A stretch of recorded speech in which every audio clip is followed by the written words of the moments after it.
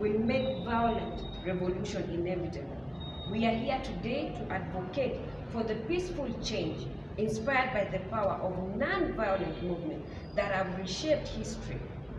Reflecting on the tragic story of Mohammed Bouazizi, whose act of desperation ignited the Arab Spring, we understand the profound impact of economic injustice and the necessity of standing against it. Historical example of peaceful and impactful youth movement, the Salt March, India 1930, led by Mahatma Gandhi. The peaceful protest against the British salt tax was a pivotal movement in India's struggle for independence. It showcased the power of non-violent resistance and the unity of the people in the face of economic oppression. The Velvet Revolution in 1989. This peaceful movement, led by students and young activists, just like we are seeing it right now in Kenya, ended decades of communist rule, driven by desire for political freedom and economic reforms, just like what we are doing right now. It succeeded without a single shot being fired, but right now we have lost two of our vibrant individuals. This movement exemplified how peaceful protest can lead significant positive change, especially when the youth and the young professional unite for a common cause. Inspired by these historic events, we oppose the Finance Bill 2024. The negative impacts of the bill: the digital professional service taxation in Section 3 expands the definition of digital market to include platforms facilitating professionals and freelance services. What are the impacts of such? This will increase the tax burden on young professionals and digital entrepreneurs, reducing their net income and potentially stifling innovation and growth. Now, the significant economic presence tax. Impose tax on non-resident companies providing services through digital platform in Section 8. The impact would be, this could discourage the international collaboration and limit growth opportunities for Kenyan startups by increasing costs and reducing the attractiveness of the market for the global taxpayers. And we've been able to witness that because most of the investors have decided they are moving to other countries, in fact our neighboring countries. We are calling for comprehensive reform.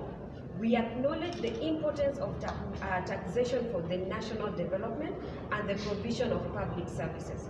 However, the bill imposes this disproportionate burden on young professionals and emerging businesses.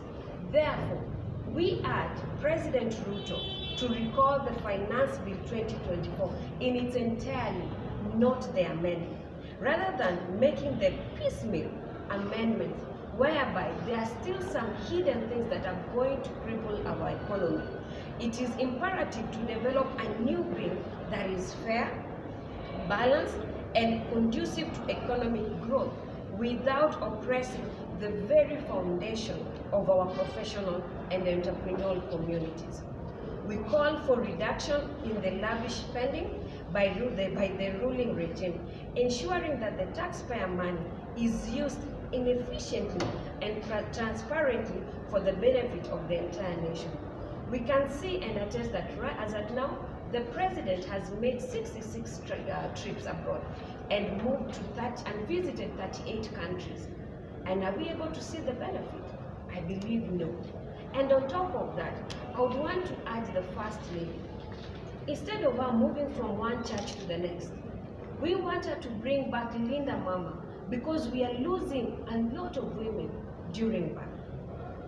We commend and we extend our deepest gratitude to the following individuals and groups who have stood with us in rejecting the Finance Bill: the Fourth Estate, for their unwavering commitment to reforming the public and highlighting the critical issues surrounding the bill; online medias and social platforms, for Kenyan on X, TikTok and Instagram, for amplifying our voices and mobilizing support through creative engagement; through creative, engaging content.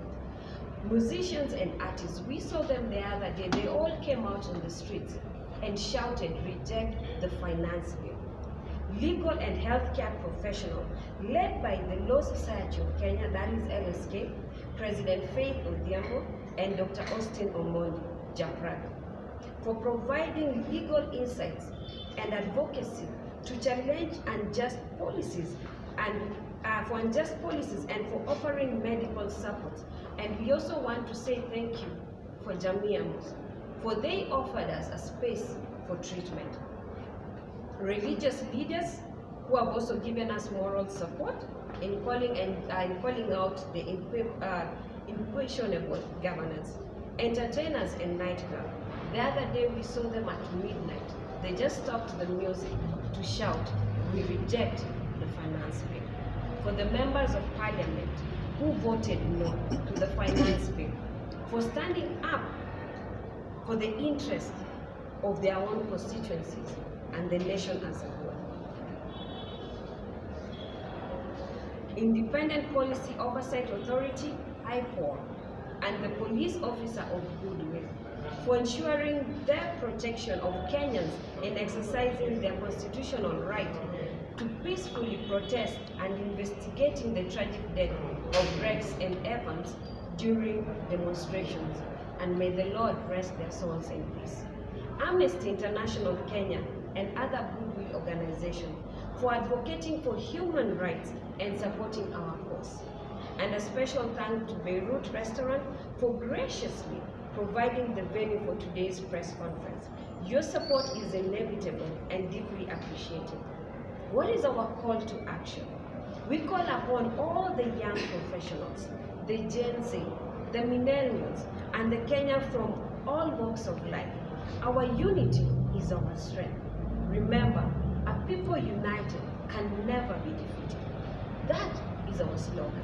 While the President Ruto has extended an olive branch for dialogue, we must be cautious and demand that any approach to equity and dialogues come with a clean heart and genuine intention. Reports of police brutality against peaceful protesters and the abduction of young youths voicing their dissent online cannot be ignored. We've seen how our colleagues have been abducted in the wee hours of the night. Let us stand together, peacefully yet firmly, to oppose the Finance Bill 2024 and advocate for a fair, more equitable future. Our united voices can inspire the change we seek. Let us be the generation that we seek, that will speak out for justice, defend our rights, and build a prosperous Kenya. Thank you.